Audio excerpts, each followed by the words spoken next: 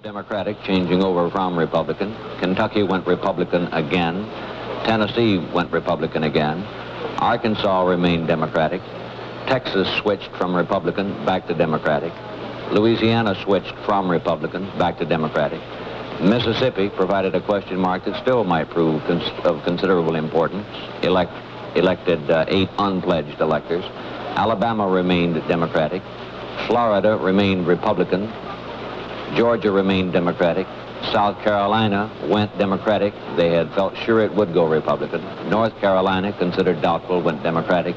Virginia, considered Republican, proved to be Republican. As it stood, when the final tally was made, Kennedy had a victor's grip on 95 electoral votes in the South. Nixon 43, 8 unpledged. The Midwest, John Chancellor.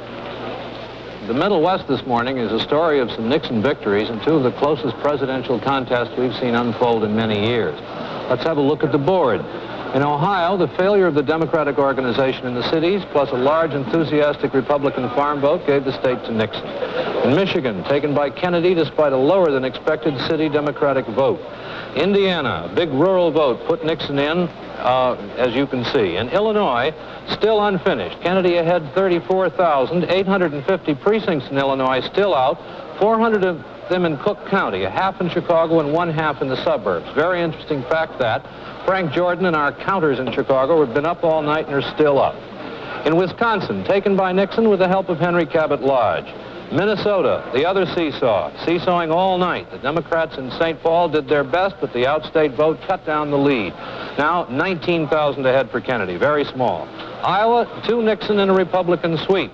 Missouri, a big Democratic sweep in that state. They'll talk about that one for a long time. In North Dakota, the polls said 2-1 for Nixon. It's something less, but religion obviously not a factor. South Dakota, again a prediction of 2-1, again less. Nebraska's traditional republicanism asserting itself. Kansas, more of the same, a Republican sweep. Oklahoma, the polls said Nixon as strong as Eisenhower. He ran more strongly. So, in 9 states in the Middle West, Nixon has won 90 electoral votes. In 2 states, Kennedy has won 33. He's leading in 2 more states with 38, but a vital and elusive 38 electoral votes that haven't come in yet. That's the story in the Middle West. For the West, here is Merrill Muller. The most impressive point to make about the West is that the Republicans, Nixon in particular, just about upset all the experts and nearly carried all of the West. He's got 10 states in his pocket against 3 for Kennedy, but on the Electoral College count, it is 47-38. And here's a late report from California. NBC correspondent John Thompson says that by the predictions now, Kennedy should carry California by a margin of about 100,000 votes. Well, that will be the answer if that's it. Let's take a look, however, at the entire western state presidential sweep. Montana, 4 electoral votes. We've been arguing with our victory desk about that V all evening. David and I finally won the V. It goes to Nixon. Wyoming, with 3 electoral votes, it goes to Nixon. Colorado with 6, this goes to Nixon very comfortably. And New Mexico with 4 is still a toss-up, and notice it is still only 2,000 votes, 2,000 votes spread out of 230-odd thousand. That state has been seesawing that way for several hours. Arizona went to Nixon very early in the evening, at least early by our time now, and Utah went to Nixon quite a few hours ago. Idaho went to Nixon quite a few hours ago. In Nevada, this is one of Kennedy's victories in the West, and one of the few of them. And in California, we just gave you the report, but here are the figures that we have at the moment. You'll notice that Kennedy's spread in California is now the highest figure he has had all night. It's 111,000 out of almost 3 million votes. In Oregon, this went to Nixon just about an hour ago. And again, in Washington, this one went to Nixon just a little while ago, I think less than an hour ago. Now, here's a big surprise coming up in Alaska. Notice the count there. They are separated by only 500 votes, with half the precincts reporting. This was supposed to have been a Kennedy stronghold. But it looks like Mr. Nixon's visit to Alaska just before the end of the campaign really paid off there. He's pretty close to overtaking Kennedy in a strong point. And of course, within the past 40 minutes, Hawaii went to the Nixon column, and that's the wrap-up in the far west. Let's go back to Chet and David. The only member of our rapidly growing staff here, except for the 3 today people who have just arrived who was not tired, is the 501 computer, the RCA 501, which is in Lower Manhattan and has been doing an excellent job all night. Its trainer and keeper, as we have described him before, Richard Harkness, is there. Richard, come in and tell us what it says. Well, David, I'm about convinced that I can wear out the computer.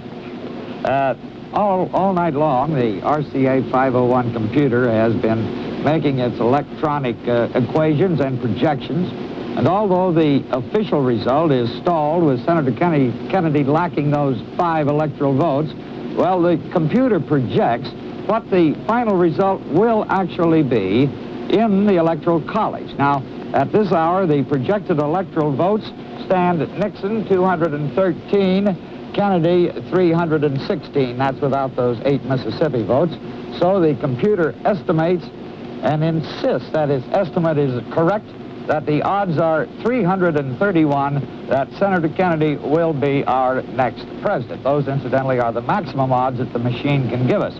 The popular vote projected is close, however. It's really hairline.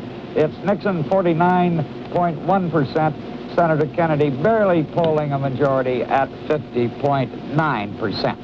One point that struck me as I've read through and run through this great readout we have here is that Vice President Nixon is leading in 25 states, and Kennedy, who still seems to be the certain winner, is leading in 2 less states. He has 23 states.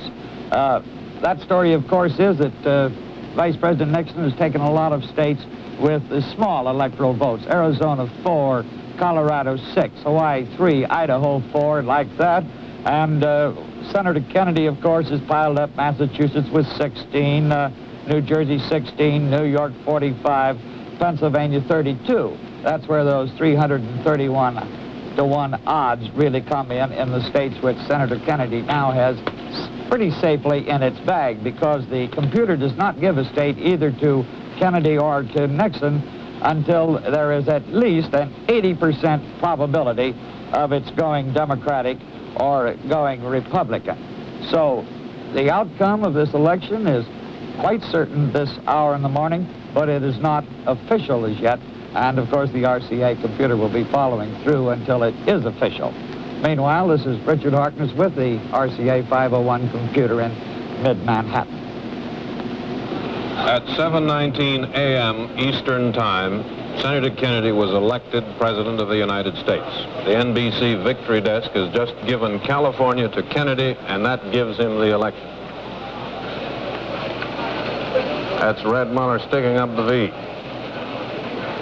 Now, here's the difference it makes on the electoral vote column, the all-important one. It gives Kennedy 296 electoral votes in our editorial judgment. He is still leading in states with a total of 41 electoral votes, headed toward a total of 337 for 192 to Vice President Nixon. The popular vote column, by the way, it's still very close. Senator Kennedy's lead is about, roughly 700,000, the way it's been the last 3 or 4 hours. And that is astonishing out of 60 million votes.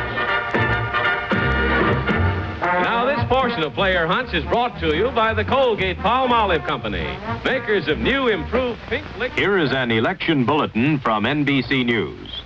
We switch to Herb Kaplow, NBC News, Los Angeles. I have a copy of a telegram which has been sent to Senator John F. Kennedy at Hyannisport, Massachusetts. I'll read it through, and then I'll have it available. I'll repeat it more slowly after we have I've read the statement, and I'll also answer questions. The telegram reads as follows. I want to repeat through this wire congratulations and best wishes I extended to you on television last night. I know that you will have the united support of all Americans as you lead the nation in the cause of peace and freedom during the next 4 years. Telegram is signed.